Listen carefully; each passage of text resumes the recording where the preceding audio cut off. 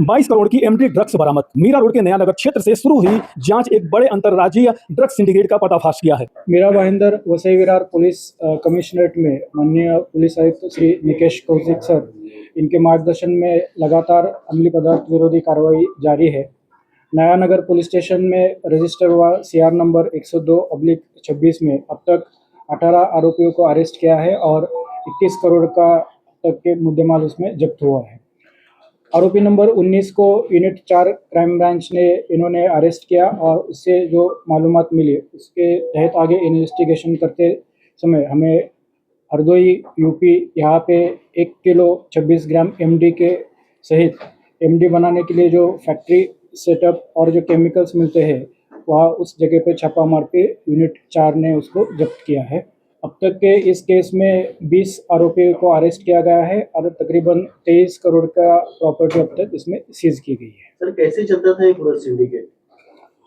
ये इस तरह से चलता था कि ये फॉर द छोटे से पीरियड के लिए फैक्ट्री सेटअप लगाते थे, 5-10 किलो माल बनाते थे, बाद में वो 2-3 महीना बंद रखते थे और वो 5-2 किलो देश के अलग अलग हिस्सों में उसको सप्लाई किया जाता था। इसमें जैसे कौन से कहाँ सप्लाई किया जाता था?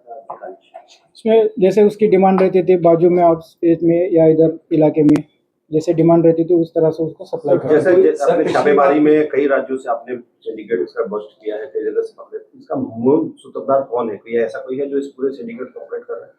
देखो, इस अभी जो 4 लोकेशन हमें डिस्क्लोज हुए हैं उसमें ऐसे अलग अलग ऑपरेट करने वाले लोग हैं, एक ही सबको हैंडल कर रहा है इस तरह के कोई इंफॉर्मेशन नहीं है।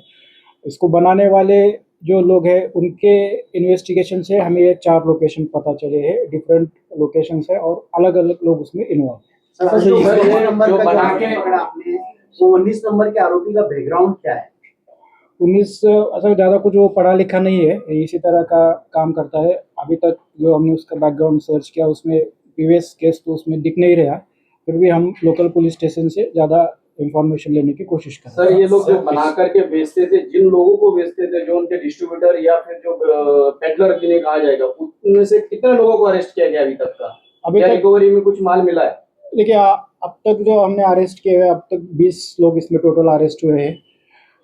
4 लोकेशंस पे हमारी रेड हुई है, तो 4 लोकेशन को मैनेज करने वाले 4-6 लोग छोड़ के बाकी जो सब है वो बेचने वाले की चेन में से ये लोग अरेस्टेड हुए हैं इसमें। सर, ये जो सिंडिकेट चलता था उसमें युवाओं को ज्यादातर कुछ चीजों की लालूच दी जाती थी क्या? इस सिंडिकेट में लोग ज्वाइन हुए हैं? देखिए, इसमें जो माल बेचने वाले या डिलीवरी देने वाले लोग हैं वो ज़्यादा पैसे की लालच में आकर ही इस तरह के काम में जाते हैं। हरदोई जिला जो है वो नेपाल से करीब में है, क्या नेपाल से सूत्र जुड़े हुए थे? देखिए, अभी तो जस्ट कल रेड हुई है, अपने आगे का इन्वेस्टिगेशन में बाकी चीज़ें सामने आई है। सर, मेरा सवाल यह है कि जैसे कहा जाता है कानून के हाथ बड़े लंबे होते हैं और वो मेरा बिहार पुलिस जो है सर, हम देख रहे हैं कई समय से लंबी आप कार्रवाई कर रहे हैं अलग अलग प्रदेशों में।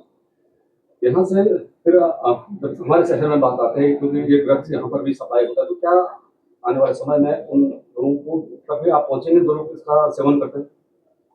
क्योंकि अब तक तो आपने उन्हीं को पकड़ा जो कि इनको बना रहे हैं या बेच रहे हैं। देखिए, 7RT के जो केसेस होते हैं, जो कंजम्पशन के केसेस होते हैं, वो पुलिस स्टेशन लेवल पे चलते रहते हैं। क्राइम ब्रांच केसेस यहाँ से स्टार्ट करती है, जो बेचने वाला पेडलर है उसको पकड़ के कहाँ से माल आया उसका बैकवर्ड लिंकेज लेके उसको करती है। आपका जो है जो कंजम्पशन करने वाले लोग हैं वो हमारी फ़िलहाल प्रायोरिटी नहीं है, वो जो बनाने वाले और बेचने वाले लोग प्रायोरिटी पे है। कंजम्पशन करने वाले लोगों को भी पुलिस स्टेशन लेवल पे कुछ पाकिस्तान से कनेक्टेड है क्या?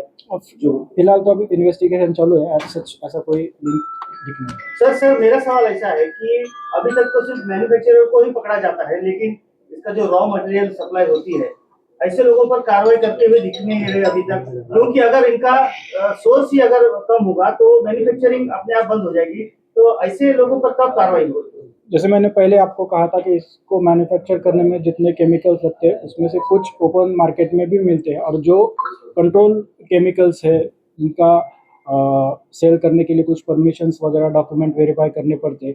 ये इसके अलावा भी अगर किसी ने बेचे हैं तो उनका हमारे इन्वेस्टिगेशन में आएगा, तो हम अप्रोप्रिएट एक्शन उनके ऊपर भी लेने वाले हैं। सर, क्या मैसेज देना चाहेंगे शहरवासियों को? सिंडिकेट में अधिकांश युवा ज्वाइन होते हैं ज्यादा पैसे के लालच में, क्या मैसेज देना चाहिए?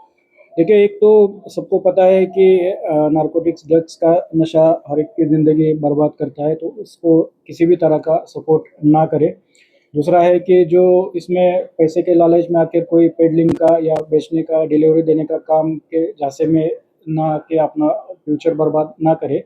और तीसरा, एक अच्छे नागरिक की तरह अगर अपने एरिया में कहीं भी ऐसी गतिविधियाँ होती है, तो आप तुरंत पुलिस को इन्फॉर्मेशन दीजिए, पुलिस उस पे ज़रूर कार्रवाई करेगी। हमारे सीपी सर हैं, उनके मार्गदर्शन में आपने देखा होगा कि मीरा भाईंदर वसई विरार में नारकोटिक्स को लेके ज़ीरो टॉलरेंस है और आगे भी इस तरह की कार्रवाई हमारे क्राइम बेंच की तरफ से होगी।